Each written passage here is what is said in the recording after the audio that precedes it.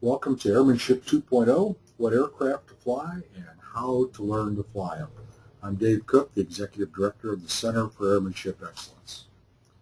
I see at least a couple of people here look like new names to me on these webinars, so let me give you a quick check out here on your control panel. It should be showing on your screen.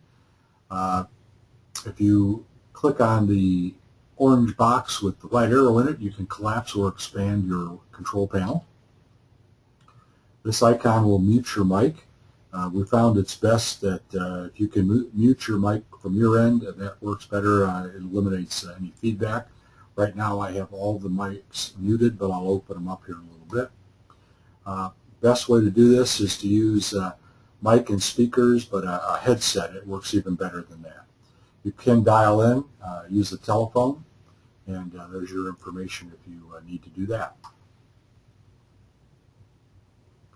Well, as you've already noticed, this is a PowerPoint presentation, but still there's no sleeping because this is a WINGS program webinar, and you will get 1 knowledge credit for attending the webinar tonight. So everybody's on the honor system to stay awake. Seminar sponsors are the FAA FAST team and the Center for Airmanship Excellence. I'd like to take just a minute here before we get into the meat of the webinar this evening to see if we can just find out a little bit about those of you who are attending, and I won't go through everybody so we won't take up a whole lot of time, but just to kind of get a flavor for who's on here. And Pat, since I made a connection with you here with the audio, I'm going to open up your mic, and would you mind answering one or a couple of these questions for us? Most of my flying is done as an instructor. I give a lot of instruction, around 200 hours a year.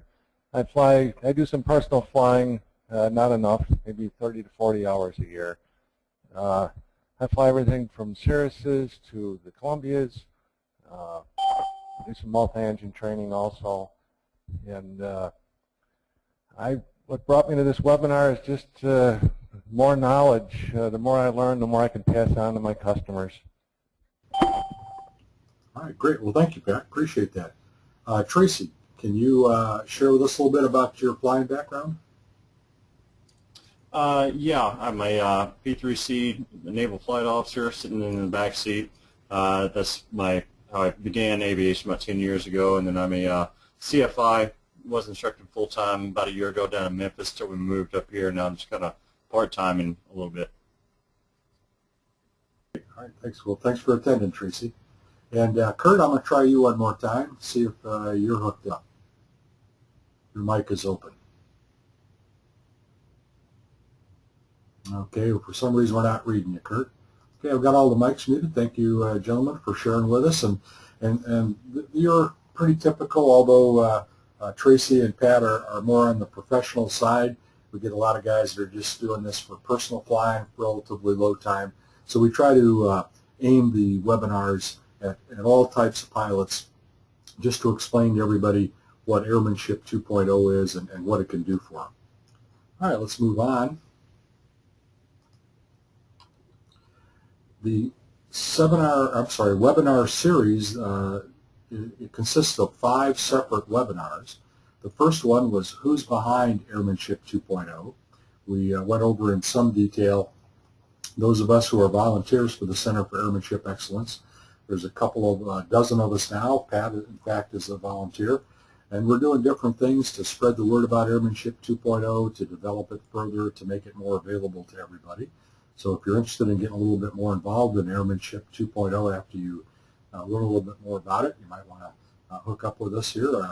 We have a good time too. It's mostly senior aviator types, but we do have some junior aviators too, and even some non-aviators involved with us. In the second webinar, we talked about Airmanship 2.0 versus Airmanship 1.0.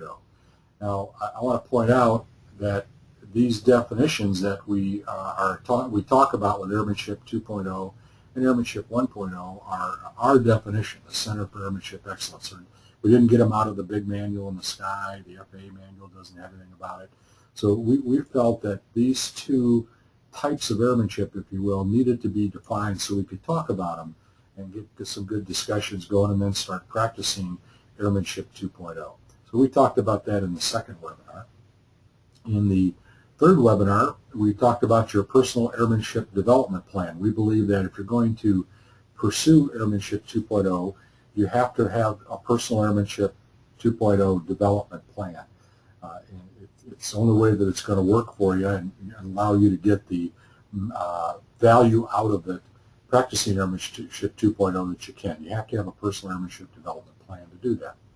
This webinar, we're going to talk about what aircraft we believe fit into the category of Airmanship 2.0 and how you should learn to fly them if you already don't know how to fly, or how you should get some recurrent and some additional training if you already have certificates.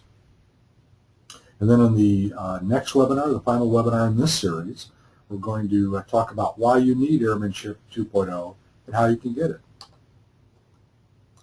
I want to emphasize that what we're going to talk about in this webinar is just the tip of the iceberg. I've been saying that in every one of these webinars so far, and that's really the case. Even though we're going to spend about an hour together this evening, we're just going to scratch the surface on all this. We're just looking at that tip of that iceberg.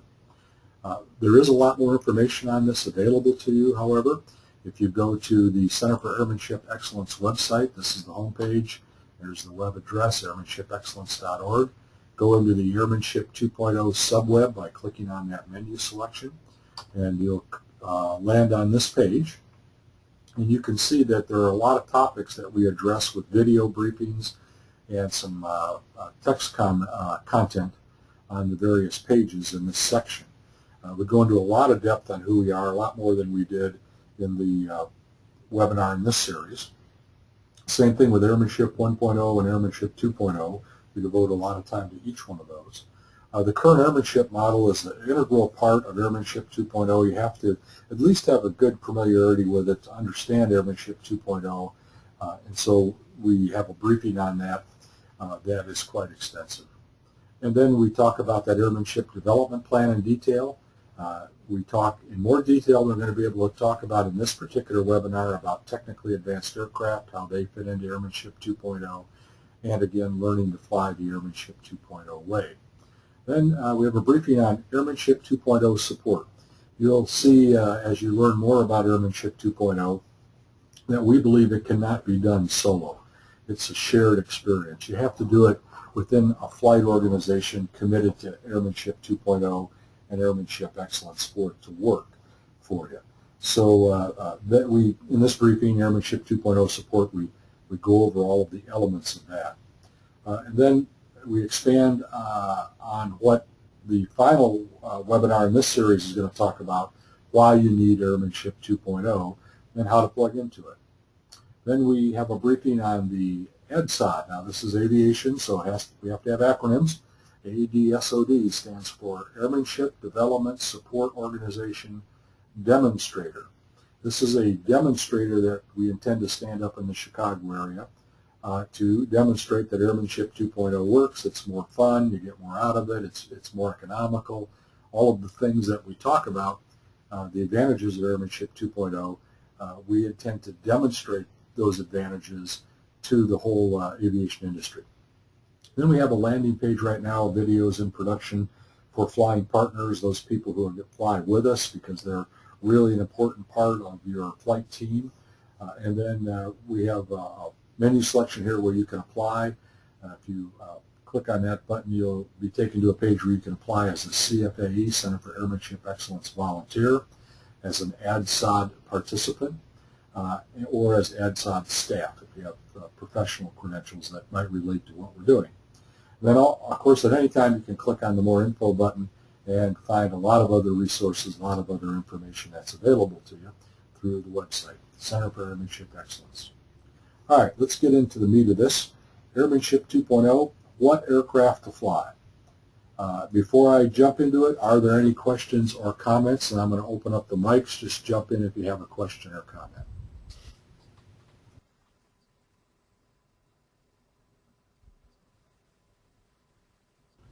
Okay.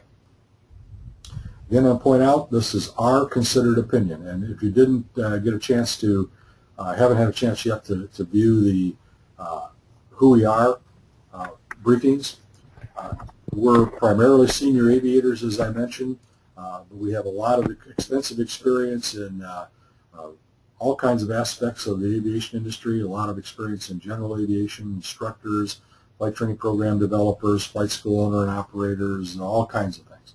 Retired FAA inspector, guy that flew his own King Air for about 50 years, and a lot of great talent, but all of us are committed to Airmanship 2.0 and to spreading the word about Airmanship 2.0. So when we talk about the rest of the things we're going to talk about in this briefing, it's our opinion.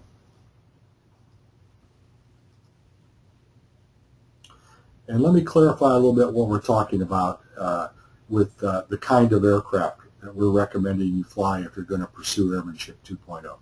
We're talking about technically advanced aircraft.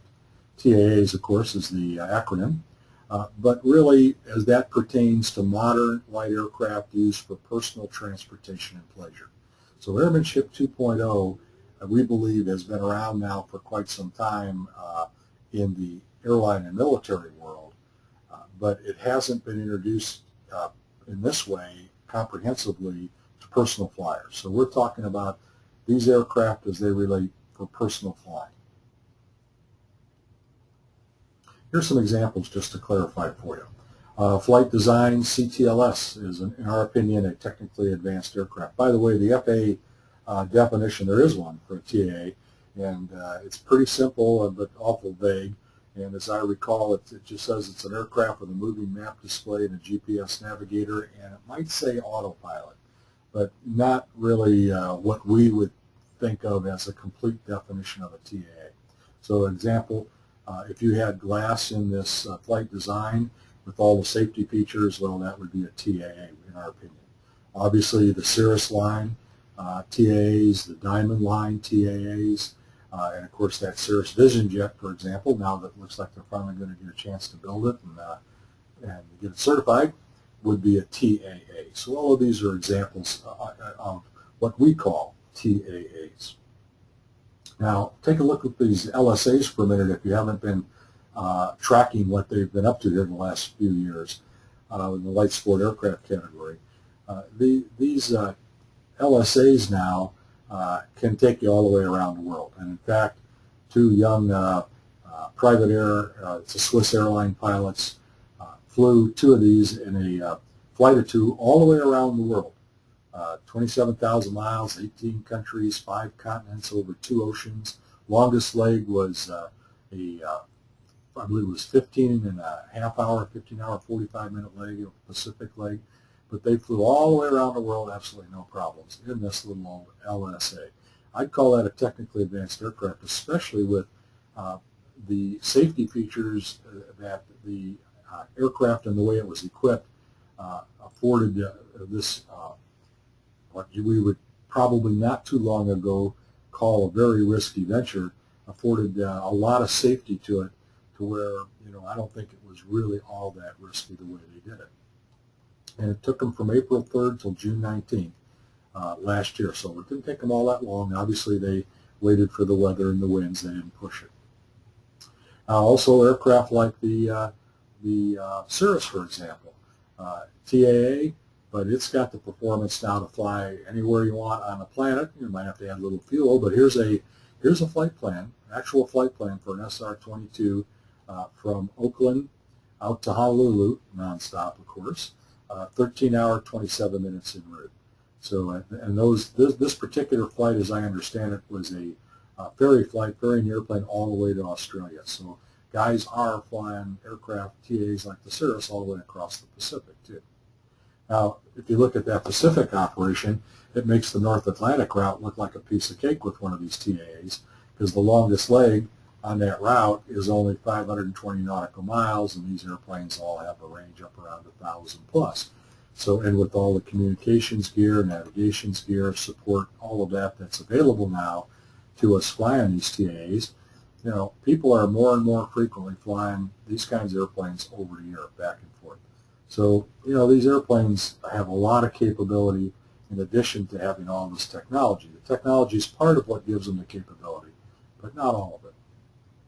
The technically advanced aircraft safety is a big reason why we believe we should be flying these kinds of aircraft. And let me expand on that. When we believe that if you're going to call an airplane technically advanced, it should have a glass cockpit. But of course, some people, like the FAA, infer that a glass cockpit, they call a TAA, has a moving map. Well, I guess technically you could say if you had a Garmin 430 with a moving map, you've got a glass cockpit. So I want to clarify that. When we say glass cockpit, we're talking about at least two displays: primary flight display, multifunction display. This particular setup, which we plan to use in the ADSOT and put Garmin G3X's two screens with the Garmin GTN 750 touchscreen as the navigator. That's a glass cockpit in our way of thinking, with an autopilot and other things that we'll talk about here. Of course, the Garmin that should say 2000. I thought I had changed that label, excuse me. The G2000 now is the kind of glass cockpit we're talking about, with good interface, simple interface, but wide view, all the goodies on it. So that would be an example of what we're talking about in glass cockpits in the bigger aircraft. Now again, when we say glass cockpit, we're talking about the glass having the capabilities of synthetic vision technology, XM weather, terrain awareness warning system, traffic, and safe taxi with charts, georeference charts, approach charts, and taxi charts. So again, sophisticated glass. That synthetic vision should have the full capability, and of course all the Garmin stuff does now. The G3X has synthetic vision technology, and obviously the 1000s and 2000s have them. You can even get iPad apps now. I just saw a couple days ago with the synthetic vision technology. So this is the kind of glass we're talking about. Also, when we say technically advanced aircraft, we're talking auto flight. An autopilot, actually the whole system, avionics and autopilot, integrated in a way that allows you to fly the airplane in an auto flight mode. That is the safest way to fly in a lot of conditions, not all conditions. Yes, you have to be capable of flying the airplane without the auto flight system, but you also have to be capable of flying the airplane with the auto flight system. And all professional pilots know how to do both. Also, we're talking about enhanced vision systems, infrared camera linked to a cockpit display. This happens to be a Cirrus setup. We don't think they're quite ready, not quite cost effective yet for the LSAs, but they're going that way. But for all the higher performance airplanes, especially for us older guys, operating on the ramp at night, landings at night, especially using the smaller airports, making sure there's nothing on the runway, no deer on the runway, that sort of thing. And also helping you on low-vis night approaches in IFR. Also, we're talking about ballistic recovery systems on every single-engine airplane. Single-engine pistons are very, very reliable. Single-engine turbines or even turboprops are even more reliable, but they still quit. If they quit at the wrong time, the procedure. You slide your seat all the way back, you bend your head over, put your head between your legs, and kiss your goodbye if you're not in a good position at night over inhospitable terrain, over cities. Your chances of surviving an engine failure at night in a single-engine airplane are pretty close to zero, unless you have a parachute. And other situations where that parachute, as the ultimate backup, will save your bacon, just like an ejection seat does for the military guys. Why not? Also, satellite tracking systems are another critical component, piece of equipment that we include in the equipment list for technically advanced airplanes flown the Airmanship 2.0 way. Now, why satellite tracking when we have ELTs? There's a couple of reasons. Number one, the ELTs, as we have been seeing lately, are relatively unreliable. And if you have a 121.5 ELT now, well, you're back to the good old days. The satellites aren't looking at them anymore. So, good luck. If you have upgraded to the 406, the satellites are looking at you, but it could take up to an hour or 45 minutes to an hour to locate you, and then you only get maybe resolution down to 7 square kilometers. If you upgrade the 406 to have the GPS position uplink in it, then that's better. That'll tell them right where you're at, so that's good. But cables break, antenna cables have broken, and that Stevens crash up in Alaska, I think that was the last thing I saw. The cable had disconnected on the antenna to the ELT, so they didn't pick up the ELT. A lot of things can happen. But the ELT thing, it takes a while to get people schooled up. If you have a satellite tracking system and you have support staff, a ground support staff, we call it an ops center, think dispatch, flight dispatch, tracking your flight, watching, because this satellite tracking system uploads your GPS position at whatever rate you want to set it, once every 2 seconds, once every 2 minutes, once every 2 hours. So in an operation, a cross-country operation with support, we believe you'd have it set for every minute. So that's a good update on where you're at these kinds of speeds. So the dispatcher is tracking your flight. At any time that you have a problem, you just press this red button and it goes into continuous emergency mode, sending out your position continuously, and it sends an emergency alert. So now the dispatcher who's watching you, flight following, can get search rescue heading towards you right away. And now it becomes not search, it just becomes rescue, because the dispatcher is watching your exact GPS position, and when it stops moving, that's where you're at, and with any luck, they'll already be moving towards you. So that's a much better system, we believe, than just ELT. Of course, by regs, you have to have the ELT. Most of us old aviators are, the belt, suspenders, and rope kind of guys. We want at least ABC plans. So that satellite tracking system kind of falls into that category too. Also, we include in our equipment list satellite phones in every airplane that goes cross-country. Why not?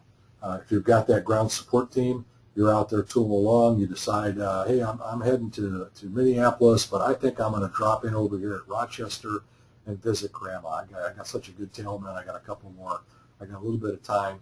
So rather than you having to do the quick shuffle up there in the cockpit and rearrange everything, you pick up the sat phone, call back to dispatch, and say, here's what I want to do. Dispatch says, no problem. So while you're changing your flight plan if you're IFR or going direct Rochester, whatever you're doing, dispatch is alerting the FBO at Rochester, getting your fueling situation arranged. If you need ground transportation, it's getting set up for you. They're doing the flight plan for you, a new flight plan from Rochester up to Minneapolis, filing the flight plan for you.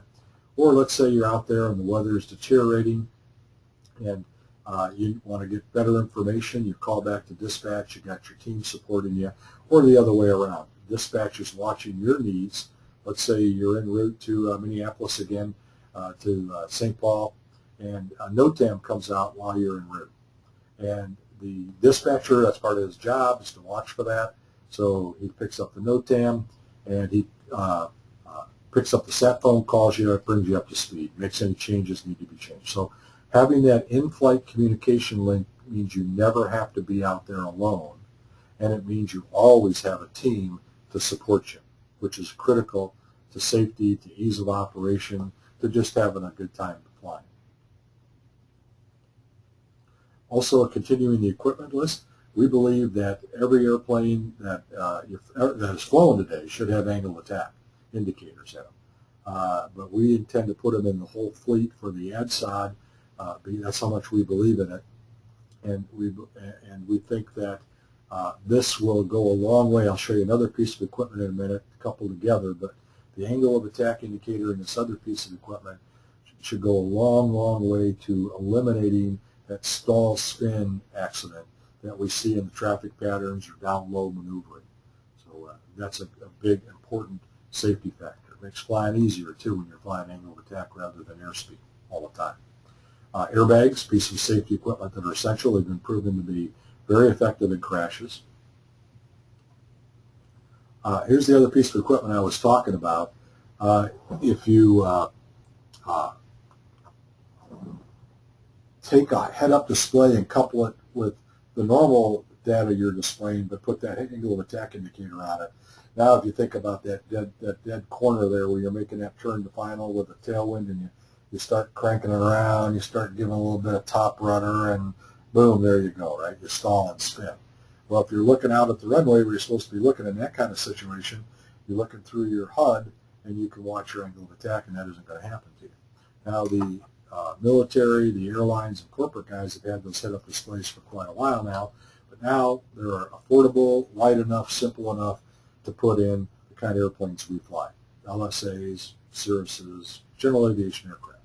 So we think that's an important part of the Airmanship 2.0 aircraft equipment package. Now, the NTSB just came out with a report, I don't know, time goes by fast the older you get, but maybe it was 6 months ago, it wasn't all that long ago, that said that they had looked at the accident rates for TAAs versus conventional aircraft.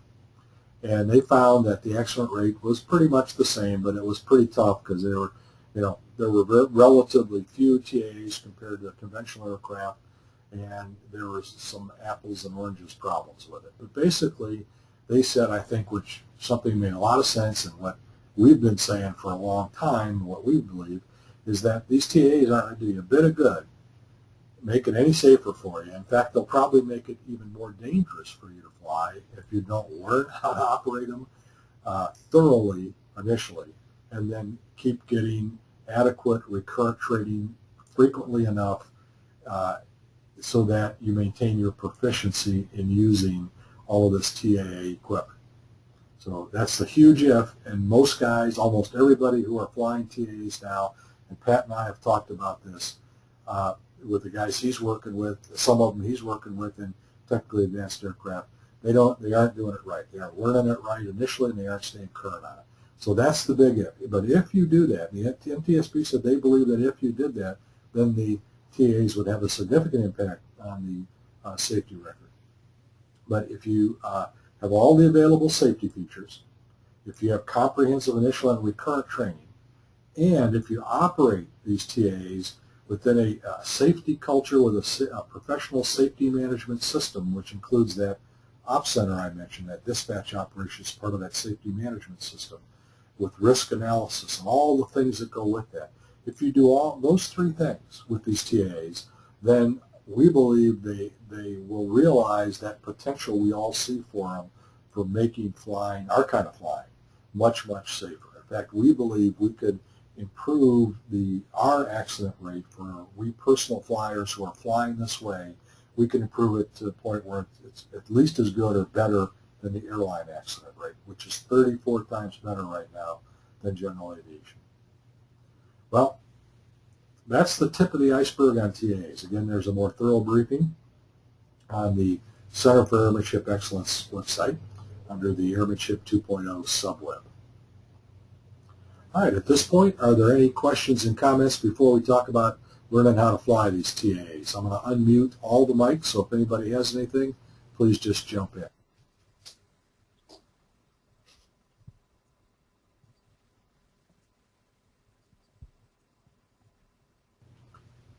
Okay, I'm going to mute everybody again. We'll move on.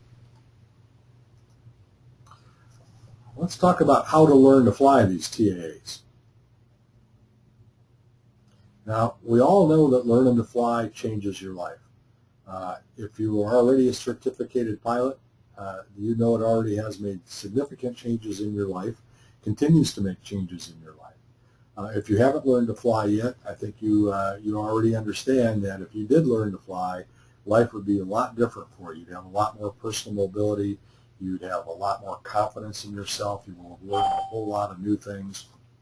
So learning to fly, the process of learning to fly, the continuing process of learning to fly is a life changer.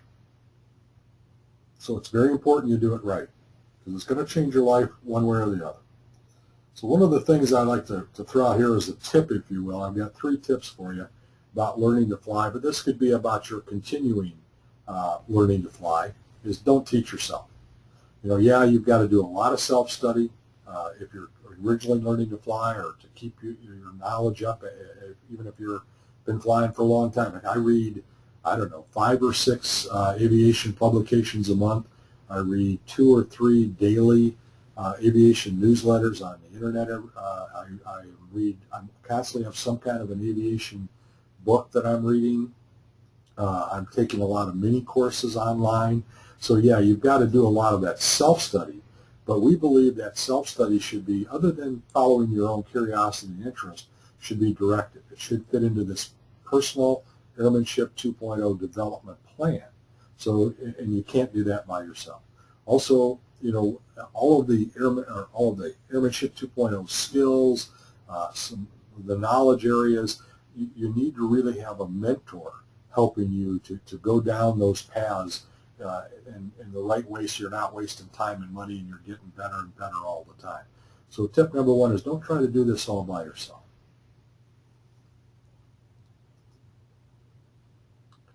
Tip number two, don't learn to fly only in the airplane. You've heard people preaching at you, you know, getting those simulators, getting those simulators. I've been doing sim instructing for about, well, this stint, 5 years out at Glass Simulator out at Aurora Airport, working primarily with guys who are on their insurance-mandated recurrent training, or some of them initial training, on high-performance singles and twins. And I talk to them and we get to know each other, and the only reason they get in that simulator, really, bottom line, is because the insurance company either says you have to, or they give them a big enough break on their premium that if they do go do the sim training, that it's more cost-effective to go do the sim training.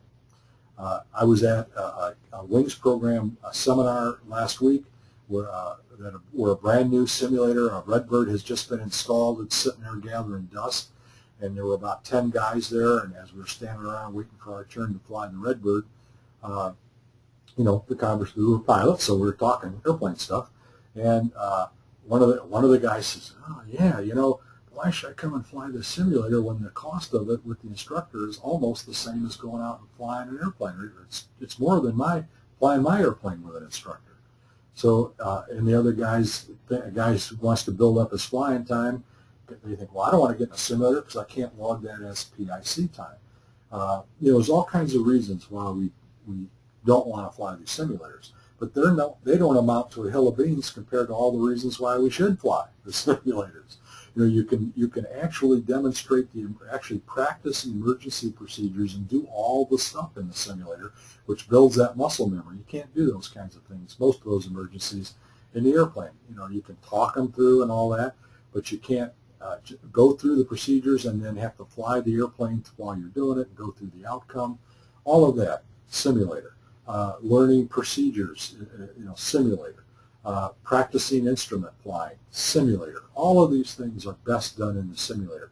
So in reality, when you first learn to fly, your training should include simulator training integrated with your airplane training.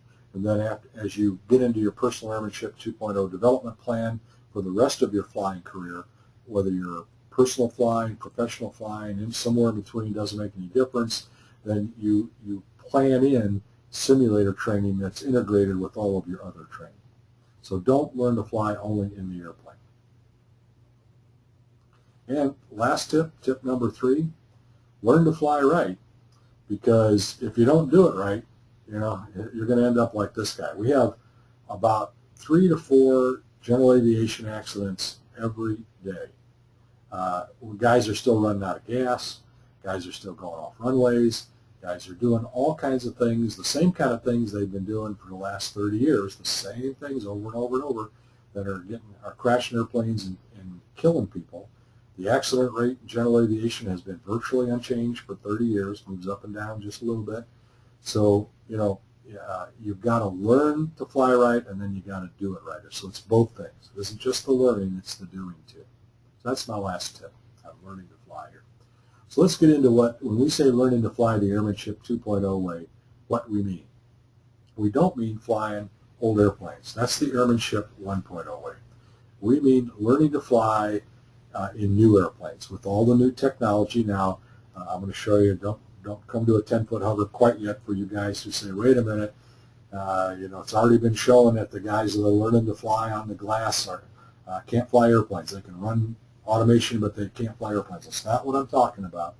I'm just talking, because there's a first step before the glass, but I'm talking about using new airplanes with the new stuff that's appropriate for the level of training in them, with all the safety features, the airbags, the parachutes, the satellite trackers, the sat phones, all of that stuff in it, not the old stuff. here's the twist, here's the exception. We believe that the best way to start out learning to fly is in a tail dragger, conventional gear airplane. And I'm going to show you some reasons why we believe that in just a second. But we also believe that if you don't have a good solid base of tail dragger skill, that you should go get it. So this goes beyond the endorsement. You've got to get to where you are really good, like with this Cub, landing this Cub up to the max demonstrated crosswind. You got to be able to do that consistently and confidently. And if you can do that, you're not going to get screwed up in a crosswind in a Cirrus. You have to know how to fly the Cirrus in a crosswind. You have to practice that too. But you get stick and rudder skills. So the way we start people out is in a Cub. It has a comm radio, a transponder, and a traffic alerting system in it. And that's it. So it's contact flying. You learn how to fly by looking out the window, how to feel it, hear it, all those things. And you're flying this skittish little airplane on and off the runway, so you've got to build up those skills you need for that fine-tuning of your motor skills and your judgment and everything else you need to be a safe taker, offer, and lander, because I'm going to show you in a minute, we just aren't that in personal flying right now. So start to fly in a tail dragger if you haven't started learning to fly yet, but a modern tail dragger with all the features in it. And then if you haven't learned to fly, if you are already flying, go get some tail dragger time. All right, here's some of those reasons why we believe you should learn to fly in a tail dragger. Here is some accident stats out of the NAL report. That's the Air Safety Institute puts out the NAL report. Here's takeoff and climb accidents. Look at that, big category. Maneuvering, big category. Descent and approach, but it's part of this one really. Landing, big category. So if you look at those categories, you've got most of the accidents related to pilot error, when we make the mistakes, which are about 80% of all accidents now, of course, are pilot error. So we believe that learning to fly in a tail dragger or staying proficient in a tail dragger will clear up most of these, and then the addition, I'll get this a little off track here, the maneuvering, flight, descent and approach, all those kinds of things, landing. That's better training, better adherence to procedures, head-up displays, angle of attack indicators. They'll come into play there too. Now here's a look, drilling down a little bit deeper in just the takeoff and climb accidents. You can see here, stalled, settled on takeoff. Stalled, or loss of control. Oops, I'm sorry, I didn't mean to go by that. Loss of control. Those are the two big categories there. And again, contact flying, stick and rudder skills, not only learning them properly initially, but staying proficient at them. And here's drilling down a little bit on the landing accidents, loss of control. Where you see this all the time. When I'm out hanging around the airports and I'm watching guys land, I see it all the time. Cirrus had this big problem last summer. They had a big safety push on it where they analyzed data, and Pat, you probably know more about this than me, but as I recall, the story goes that they pulled the data out of the G1000s on these landing accidents because there was a trend up on the landing accidents with the Cirruses, and they saw that the final approach speeds were starting to creep up. They were getting to be way too fast. And that is a general tendency in any pilot population flying any kind of airplane. We see it at the airlines, we can see it in the military. Once guys start getting really good with the airplane, they start feeling confident with it, they start cranking up that final approach speed. Well, that's fine if your technique includes slowing down before you get to the runway. But most guys, personal flyers that are not slowing down, and they get down and they land too flat, too fast, too flat, forcing the airplane on just a little bit or relaxing that back pressure just about the time you're touching, and you've got just enough airspeed still that you can get up on that nose wheel. And once you get up on the nose wheel, especially in an airplane like a Cirrus with a caster nose wheel, it's about all over from there. And I have actually seen 2 airplanes in my life so far go off the runways with just this wheel bearing. You get up on that nose wheel. And that's what a lot of these accidents are about, going off the end, or some of them too fast, going off the sides because they lose control. Loss of control, stick and rudder skills, and the best way to do that, to learn it and to keep it sharp, is with a tail dragger. And stalls, again, if you know the feel of your airplane, in flying and contact flying with that tail dragger, you're going to get a good feel for flying airplanes. Hard landings are just, not good control, and long landings, too much speed and not good and bad judgment, right? So stick and rudder skills are what all of us need if we're going to fly that automation. We've got to have both. We think those stick and rudder skills are really the cure for those takeoff and landing accidents. And if we could just do that, if we could just improve the accident rate for takeoff and landing accidents by getting enough guys to fly this way, then our insurance premiums should go way down. The perception of dangerous little airplanes should go way down to the public, so that we get more people joining us in personal flying, more people learning how to fly, more of our non-flying partners who want to go flying with us will go flying with us. So a lot of good things come out of reducing the accident rate. And here's the low-hanging fruit. Well, this is one. We see two big pieces of low-hanging fruit. This one and the go, no-go decision, and doing that as a shared decision-making process other than a solo act by the pilot in command, which means a dispatch operation. So the Airmanship 2.0 way of training really has a focus on airmanship excellence. So it doesn't focus on preparing the student, if you will, the person, the client, the airman, I like to say, for a certificate, for meeting the practical test standards for a particular certificate. That's included in the process, but that's not the objective. The objective is to provide the airmen with the skills and knowledge that they need and the proficiency that they need to do what they've stated they want to do with an airplane. So if you just want to fly around in a LSA around the local area on a nice day, then you have to meet certain qualifications to be safe and efficient and be the kind of guy we want to share airplanes with, we want to share airspace with. So you have to figure out what that is, but that's part of the development process for the Personal Airmanship 2.0 development plan.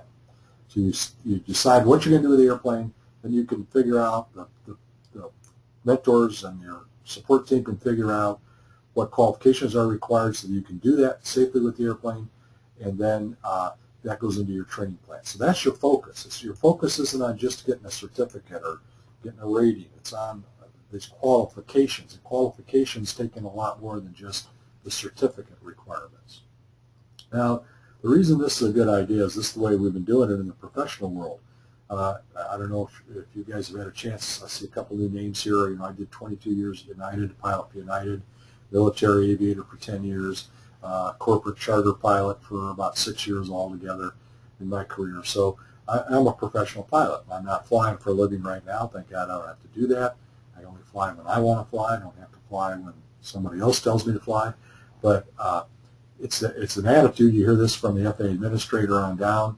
Professionalism is an attitude. And I can tell you because when Al Haynes here, Captain Al Haynes, who was the captain of Flight 232, which was that United DC-10 that crashed in Sioux City back in 1989, I was at United in 1989. I flew DC-10s until mid-1989. I don't recall flying with Al. He flew out of Chicago too. I was out of Chicago, but I knew him. I knew of him.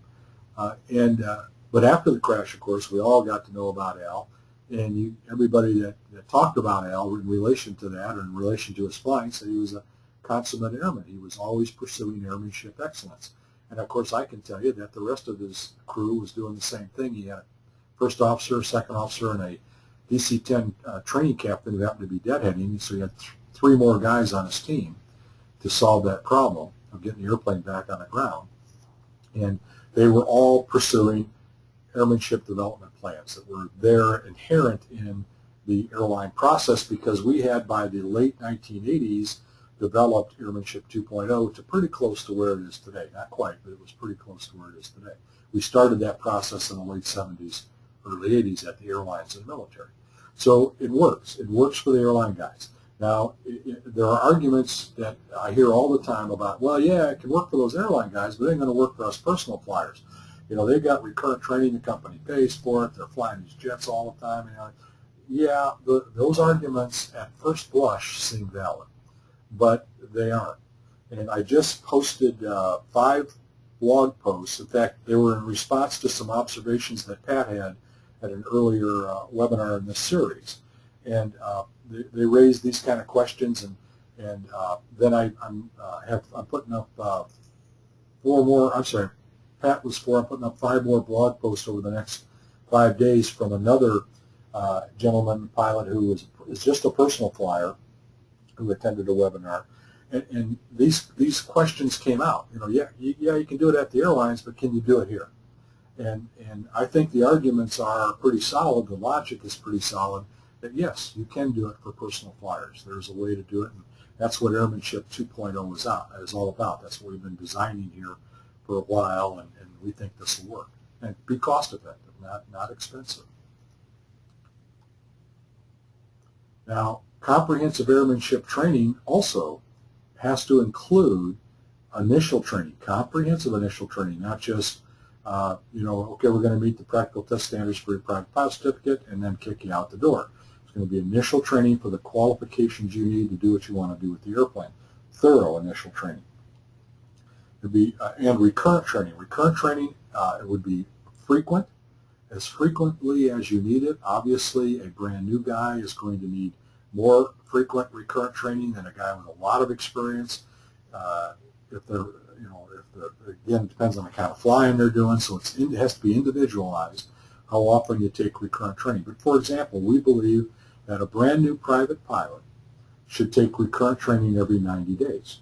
That recurrent training, though, you know, has to be part of his overall airmanship development plan that fits in. It isn't just, well, okay, here's 90 days, what am I going to do? Oh, I'll go do some takeoffs and landings. No, it has to be planned into the full development plan.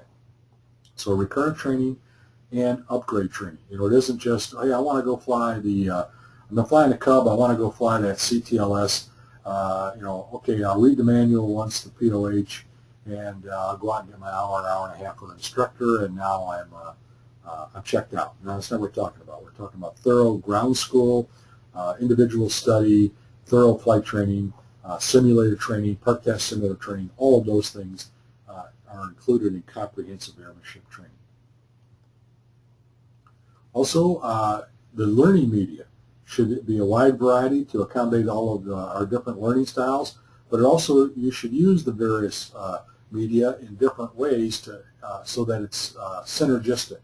You know, for example, you might read about a maneuver in a manual and then take a look at it on a DVD, see a video of it, go online and do a short course, interactive course on that particular subject. So using all the tools that are available today in the right mix. And again, you need help setting this up. Comprehensive airmanship training also includes the traditional classroom training. That's a great place to share things with the other people in the group. So you have to have classroom training, but it's also you know, a great place when somebody over there asked that stupid question they were afraid to ask, and lo and behold, everybody else in the class has that same question. So classroom, you have to have classroom training, and of course effective, structured, one-on-one training before and after each flight and sim session. Comprehensive airmanship training also, we believe, should be done under the FITS approach, the FAA Industry Training Standards. That's a partnership. If you aren't familiar with FITS, it's a partnership between the FAA, industry, and academia. The Center for Airmanship Excellence is establishing a partnership. We'll be part of the FITS team here in the not-too-distant future.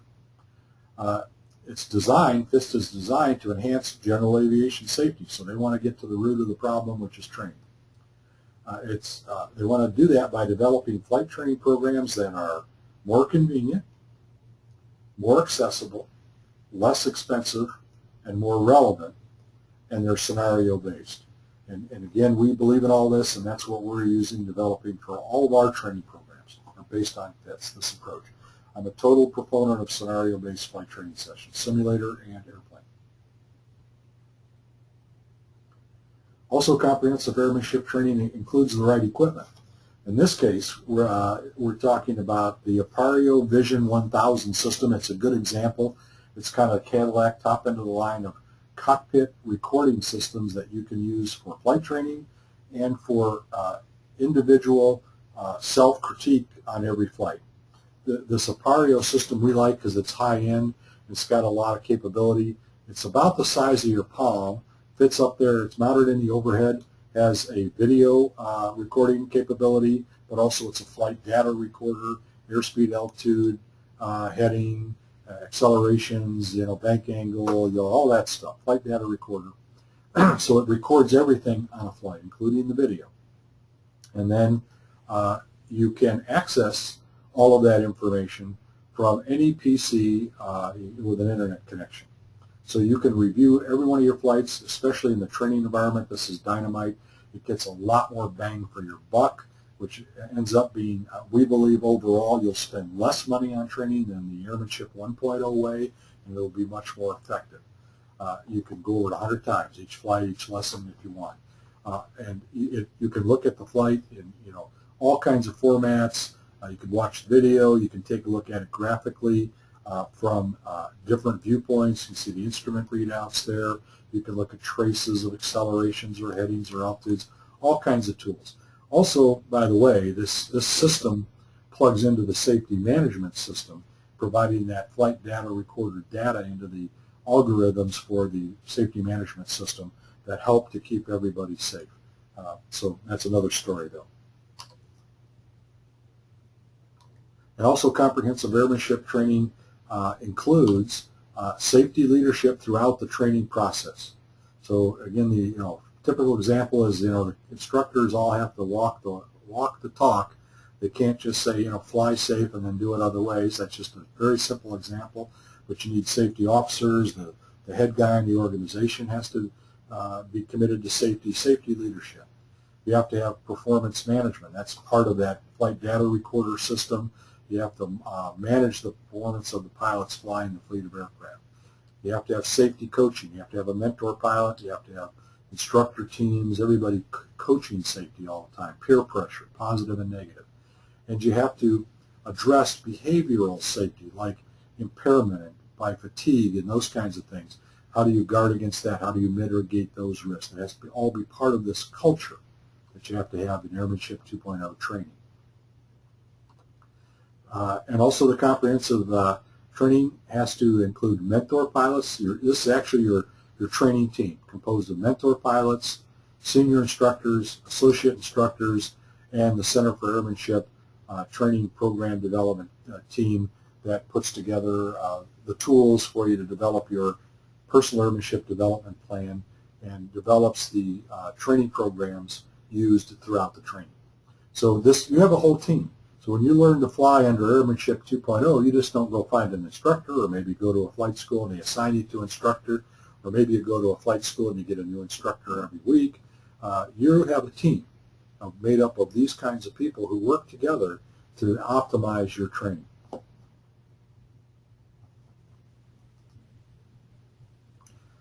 Well, that's a quick overview of what we call learning to fly the Airmanship 2.0 way. Tip of the iceberg again. So if you want to find out a lot more about it, go to the website, airmanshipexcellence.org, and go into that subweb, Airmanship 2.0, and you'll find pretty much, we think, everything you need to know about it or want to know about it now to help you to decide whether or not you want to start practicing Airmanship 2.0. Well, one last time, are there any questions or comments at this point? I'm going to unmute everybody. Just jump in if you have a question or comment.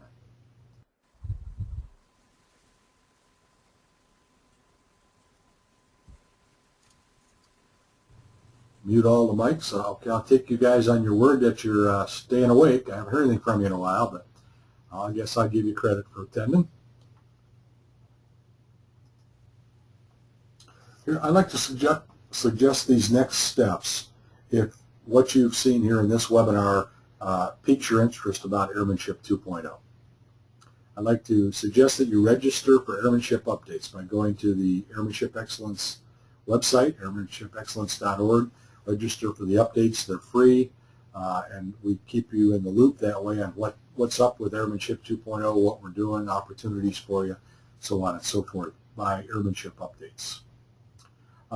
If you have not caught the prior 3 webinars in this series, I suggest, I'm sorry, if you haven't registered for the next one, it's just about, the email's about to come out, so I recommend you register for that as soon as it does. These have been filling up. But look for the briefings you've missed at airmanshipexcellence.org. Go to the Airmanship Archives and you can find all of these briefings, because I'm recording this briefing and I have recorded the others. Go into that Airmanship 2.0 subweb and view those briefings. Again, there's plenty of information there, probably at least enough for you to decide if Airmanship 2.0 is for you or not. If at any point throughout this process you decide you want to participate, as I mentioned, there's 3 different ways you can participate. Click on the Apply button and fill out an application. And I'd also like to ask you whether or not you're convinced that Airmanship 2.0 is the way to go, to start spreading the word about it, because we need to get the dialogue going within the personal flying community about Airmanship 2.0. Because the only way that the guys are going to get to look at it is if they hear about it, and if they can get involved in a spirited discussion talking about the pluses and minuses and what's the best way to do it and all of that. That's all positive for all of us. So I'd ask you to start spreading the word about Airmanship 2.0. Well, thank you for your participation in the webinar. You can contact me with any questions or concerns you have. Give me a call on this number. I'm always happy to talk about Airmanship 2.0. You can email me at this address, airmanshipexcellence.org, and just first initial and my last name, D. Cook, K-O-C-H. Or you can click the contact button at the website, airmanshipexcellence.org, and get in touch with me that way. I'm always happy to talk about airmanship. So I'll leave you with this thought: fly safely.